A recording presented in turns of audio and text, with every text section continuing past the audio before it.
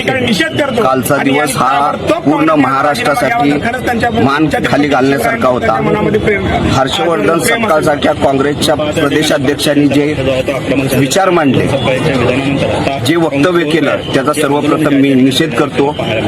हा देश शिवछत्रपती शिवाजी महाराजांच्या विचारावर चालतो आणि त्यांची तुलना कुठल्या तरी फालतू टिपू सुलतान बरोबर जर करत असतील तर याचा आम्ही सर्वप्रथम या गोष्टीचा धिक्कार करतो।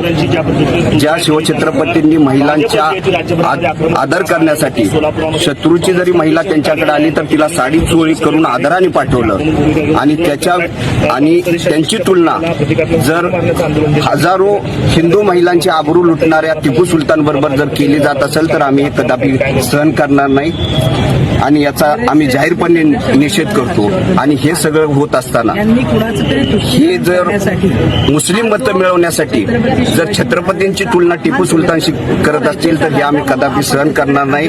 आणि हर्षवर्धन सपकाळांना आम्ही इशारा देतो की अशी जर वक्तव्य केली, आता शिवजयंतीचा दिवस आहे, 19 तारखेला आपण शिवजयंती साजरी करतो आणि टिपू सुलतानची आणि शिवाजी महाराजांची जर तुलना करत असेल तर या सगळ्याचा जाहीर निषेध करतो आणि येणाऱ्या काळात अशी जर वक्तव्य केली तर सपकाळांना आम्ही रस्त्यावर फिरू देणार। टिपू सुलतान यांचा इतिहास सांगण्याचा प्रयत्न केला जात आहे सोशल मीडियावर।